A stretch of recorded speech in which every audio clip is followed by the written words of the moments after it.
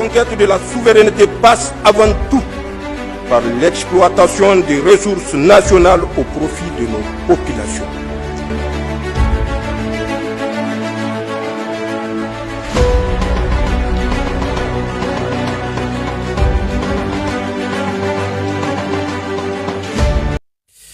Dans un entretien accordé à Télé Sahel, le colonel de douane Mahamadou Sagirou Mindodou, chef de division de la surveillance du territoire au coordinateur national de l'opération de lutte contre la fraude dénommée Salankassa, a rappelé les motivations qui ont conduit les autorités nigériennes à la mise en œuvre de cette opération avant de rappeler les résultats enregistrés après 4 mois d'exercice. Un extrait qui va suivre le coordinateur national de l'opération Salankassa a demandé aux populations davantage de collaboration pour dénoncer les fraudeurs.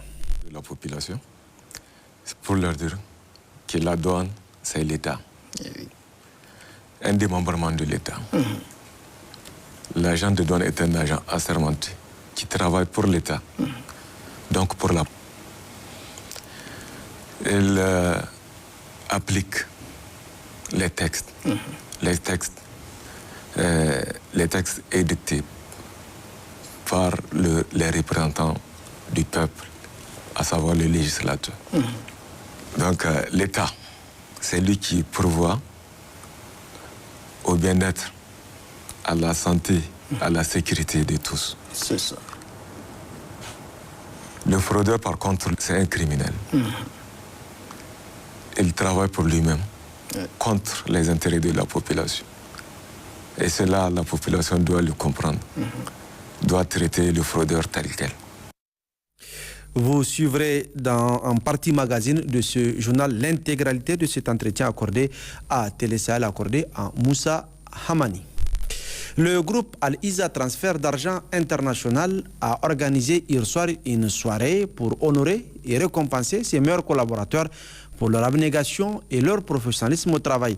C'était en présence du ministre de la Communication, des Postes et de l'économie numérique ainsi que de plusieurs autres invités, Ahmed Tijani Oumarou et Boubacar Imran Mega.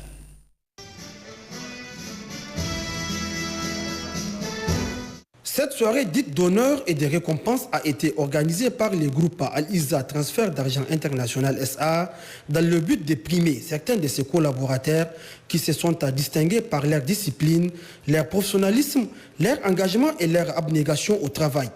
En présence du ministre de la Communication, des Postes et de l'économie numérique Sidi Mohamed Raliou, du président de la Chambre de commerce et d'industrie du Niger et de l'administrateur délégué de la ville de Niamey, le directeur général par intérim du groupe Al-Iza Transfert d'argent est revenu non seulement sur les biens fondés de cet événement, mais aussi sur les efforts de son institution pour accompagner les plus hautes autorités du Niger dans cette démarche de la refondation du pays.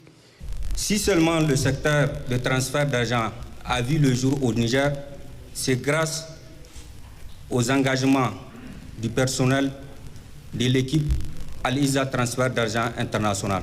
Nous sommes présents dans les villages les plus reculés du pays, ainsi que dans la sous-région. La société de transfert d'argent en général, Al-Iza Transfert d'argent international en particulier, a pu jouer un rôle très important dans la vie économique lors des sanctions injustes imposées à notre cher pays après les événements du 26 juillet 2023. Au terme de cette soirée riche en animation culturelle, 12 agents de Al-Iza Transfert d'argent ont été récompensés avec une parcelle de 200 mètres carrés chacun et 12 autres avec des témoignages de satisfaction. Le directeur commercial de Al-Iza Transfert d'argent a quant à lui profité de l'occasion pour annoncer les nouvelles promotions tarifaires lancées par la société. Il s'agit du coût des transferts d'argent au niveau des guichets Al-Iza Transfert d'argent qui était de 3% et revenu à 0,7%. Il en est de même pour les tarifications au niveau de l'application mobile Al-Iza Business Pay qui ont également connu une baisse de 1 à 0,5%. Le CAO 2024, c'est à Ouagadougou, au Burkina Faso. Il s'est achevé ce dimanche sur note de satisfaction pour le pays organisateur, le Burkina Faso, mais également pour le Niger qui a remporté le deuxième prix du meilleur stand pays du président du Faso et qui a aussi obtenu la présidence de la Confédération des artisans de l'Afrique de l'Ouest, CAO, à travers le président de la Fédération nationale des artisans du Niger, FNAN, à l'issue de sa 6e assemblée générale tenue en marge de l'événement. Je vous propose de suivre la réaction à chaud du nouveau président de la CAO, Sahabi Yazi, propos recueillis par Gérard Abdelaziz. De la 6e assemblée générale de la Confédération des artisans de l'Afrique de l'Ouest, les travaux se sont bien déroulés. Donc, au terme de ces travaux, un bureau consensuel a été mis en place. Il est composé ainsi qu'il suit.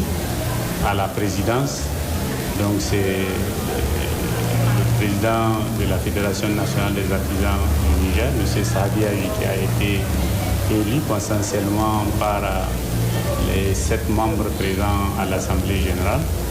Ensuite, nous avons le Sénégal, la première vice-présidence, le Burkina, pardon, à la première vice-présidence, le Sénégal à la deuxième vice-présidence.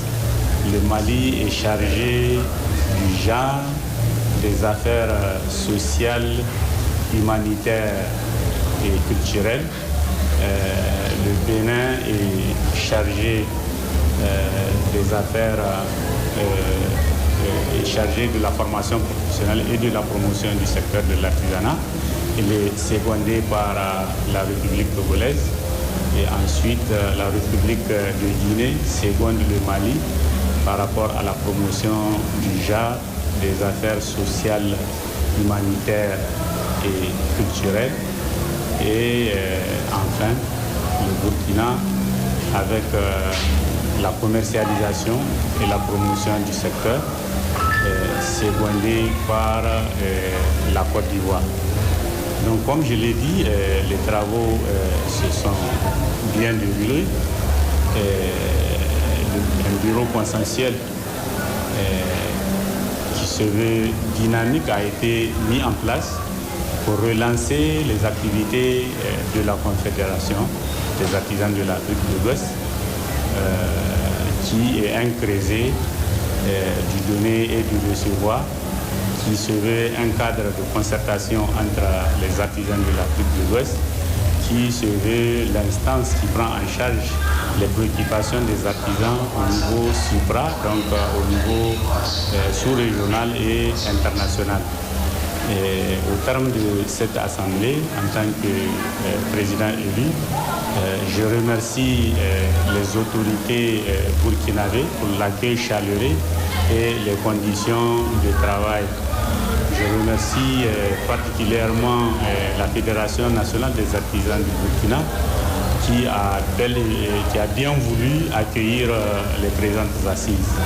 Nos remerciements vont également à tous les pays membres qui se sont engagés, qui ont bien voulu participer à cette 6e Assemblée générale. Et enfin, nos remerciements à nos partenaires techniques, notamment la commission de l'UMOA et les différentes directions générales de l'artisanat de nos différents pays qui ont bien voulu nous accompagner pendant cette Assemblée générale. En tant que président élu aussi, je remercie les plus hautes autorités du Niger qui ont accompagné la délégation, la forte délégation du Niger à la 17e édition du Salon international de l'artisanat. Dans la région de Maradi, mission de sensibilisation sur la paix, la sécurité et la prévention des conflits entre agriculteurs et éleveurs menée par le préfet du département de Gazawa qui a rencontré les populations de plusieurs villages pour des échanges fructueux. Sandanatahi. À la tête d'une forte délégation, le préfet du département de Gazawa était hier l'hôte de la population de Mado qui, actualité oblige, prépare activement sa participation aux éliminatoires de la lutte traditionnelle prévue se tenir à Gazawa. Ceci étant, Mohamed Al-Zouma est porteur des messages des plus hautes autorités relativement à la paix la sécurité et la coexistence pacifique pour un pays exempt de conflits entre agriculteurs et éleveurs. En cette période de récolte, l'on doit cultiver l'esprit de tolérance et la justice sociale, a-t-il martelé, en exhortant les agriculteurs et les agro-pasteurs qui ont toujours vécu en parfaite symbiose de respecter la date de libération des champs fixée selon le consensus communautaire. D'autres thématiques non moins importantes abordées lors de cette rencontre de sensibilisation: la gestion parcimonieuse des produits de la récolte qui a été à la hauteur des attentes des paysans cette année, à la faveur des fortes précipitations et des appuis des autorités du CNSP, avec comme premier chef le général de brigade Abdelrahman Chani, chef de l'État. L'adhésion de la population aux mesures interdisant l'exportation des céréales et légumineuses, d'autres mesures relatives à la protection de l'économie de notre pays et la sécurisation des personnes et de leurs biens à travers la lutte contre la fraude, le trafic et la consommation de la drogue, la réduction des tarifs douaniers, des prestations en santé, des coûts de ciment et du carburant à la pompe. Ce dont n'ont pas manqué de se réjouir la population et les autres membres de la mission qui ont rendu un hommage mérité au chef de l'État pour toutes ces initiatives louables. Tout d'abord, une inauguration hier à Niamey du siège du réseau africain des journalistes à langue Hausa. Une cérémonie grandiose tenue en présence du directeur général de la radio-télévision du Niger, RTN Abdoulaye Coulibaly, et de plusieurs autres invités de Marc Ramato Adamou Ali et Habib Abdraman pour le résumé. Le nombre de locuteurs dans plusieurs pays d'Afrique francophone et anglophone. L'union entre les journalistes de ces pays a abouti à la création du réseau africain des journalistes en langue Hausa. Une nouvelle structure qui regroupe 11 pays et œuvre désormais pour la promotion et la valorisation de la langue Hausa. La présente cérémonie consacre ainsi l'inauguration officielle du siège du réseau ici même à Niamey. Un nouvel honneur fait à notre pays. Après la coupure du ruban par les officiels en présence des invités, le directeur général de la RTN a félicité le réseau africain de journalistes Hausa pour la belle initiative qui permettra, selon lui, de déconstruire le narratif occidental destiné à dévaloriser et nier les efforts des autorités de la Confédération de l'Alliance des États du Sahel et du Niger notamment. Il a également invité les journalistes en langue Hausa au respect de l'éthique et de la déontologie de la profession. Féliciter le réseau africain des journalistes en langue Hausa d'avoir pris cette excellente initiative d'accompagner les actions salvatrices du CNSP et du gouvernement dans la marche nouvelle qui est celle du Niger depuis les événements historique de juillet 2023. C'est une initiative à saluer, en effet, puisque, comme vous le savez, le narratif de la presse occidentale qui avait lieu ces dernières années n'était pas pour, disons, accompagner nos États, bien au contraire. Ce narratif était destiné à déstabiliser nos États, à compromettre leur développement. Si bien qu'il était de bon ton qu'une initiative comme celle-ci, la création du réseau africain des journalistes en langue Hausa, soit prise. Et il faut s'en féliciter. Il faudrait aussi que dans ce cadre, les journalistes en langue Hausa accomplissent leur devoir, leur mission, dans le respect des règles d'éthique et de déontologie. Traiter l'information en toute objectivité. Dorénavant, les journalistes, aussi bien en langue française que dans nos langues nationales, accomplissent leur travail en toute objectivité, loin de toute considération d'ordre partisan, parce que c'est cela le métier de journaliste. Si vous ne savez pas faire cela, eh bien, il vaut mieux changer de métier. Le secrétaire général adjoint du gouvernorat de la région de Niamey, Gumbe Koché Ragiou, a également dans son propos salué la création de ce réseau qui permettra d'informer objectivement nos populations sur l'actualité du pays en lieu et place les chaînes occidentales au service de l'impérialisme.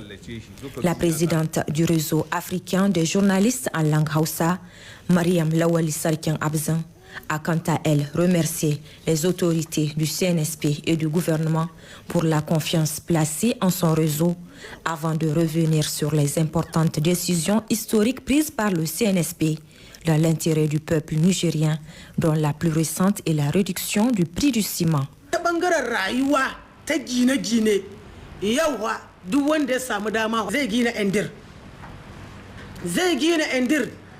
La kafa za mu bata baya mun ma riga mun bata baya mai wannan kowa ya sani suna hawa da watanni nawa suka rage farashin man fetur to ko biye ne aka rage to alhamdulillah shugabannin da suka shude sun rage ba su rage ba. Un invité spécial, Bra Tanja, le frère du défunt ancien président Tanja Mamadou, qui de son vivant avait été honoré par les journalistes africains en langue Hausa, a pris la parole pour féliciter et encourager les membres du réseau. Celui-ci s'est fixé comme règle de conduite la concertation et les échanges sur le plan professionnel entre les journalistes africains en langue Hausa, l'amélioration de la qualité des contenus et publications en langue Hausa et le renforcement de l'esprit de confraternité. Le tout au service de nos populations, dont une écrasante majorité ne peut être véritablement informée et sensibilisée qu'au travers de nos langues nationales. Cérémonie de remise volontaire d'armes à Dirkou dans le département de Bilma par 3 combattants du FPL, le Front Patriotique de Libération Repenti. C'était en présence de l'administrateur délégué de la commune rurale de Dirkou, des responsables de forces de défense et de sécurité, des chefs coutumiers et religieux. Moussa Efalei avec des images. 103 Repentis répondant au nom de Ghana et Malam, Taher Maman et Abey Sourouk, qui déposent volontairement les armes dans le Kawar. Cet acte hautement patriotique s'est déroulé vendredi 1er novembre 2024 devant la devanture de la Cour royale du chef de canton de Dirkou, en présence de l'administrateur délégué de la commune rurale de Dirkou, les responsables des forces de défense et de sécurité, les chefs coutumiers, les chefs religieux et une foule nombreuse venue prendre part à la cérémonie. Ce jour, 1er novembre 2024, moi, Ghané Madame et mes camarades combattants ici présents, engagés dans la rébellion de FPL, décidons délibérément sans condition de déposer les armes. Cette décision découle des constats suivants. Depuis le 26 juin 2023, le Conseil national pour la sauvegarde de la patrie, CNSP, dirigé par son Excellence le général Abrahman Chari, a œuvré instamment pour la sauvegarde de la patrie en restaurant la dignité des citoyens nigériens. 2. Le CNSP s'est résolument engagé dans la voie de refondation de la République. 3. Le CNSP et son gouvernement travaillent sans relâche à l'amélioration des conditions de vie de nos populations. Cela se traduit par la réduction du prix des hydrocarbures pour faciliter le transport, la réduction du prix du ciment de plus de 50%, la réduction à plus de 75% des frais de douane pour les motos, la construction des aménagements hydro-agricoles dans les différentes régions en vue de lutter contre l'insécurité alimentaire et nutritionnelle. Au vu de tout ce qui précède, nous sommes persuadés que le Niger est sur la bonne direction et nous devions soutenir l'élan patriotique des responsables de la transition. Nous avons réceptionné 2 armes de type AK, 2 armes de guerre de type AK-47, 9 chargeurs et une quantité de 152 cartouches de 762 par 39. Donc au cours de cette cérémonie, la maman de l'élan de Repenti a pris la parole pour lancer un appel à l'endroit de toutes les mères pour qu'elles rappellent leurs enfants. Et nous voulons montrer aux autres qui sont restés de l'autre côté qui seront toujours les bienvenus. Par cet acte solennel, les jeunes Repentis lancent un appel aux autres jeunes qui ne l'ont pas encore fait à leur emboîter les pas à l'ère de la refondation de notre pays. La conquête de la souveraineté passe avant tout par l'exploitation des ressources nationales au profit de nos populations.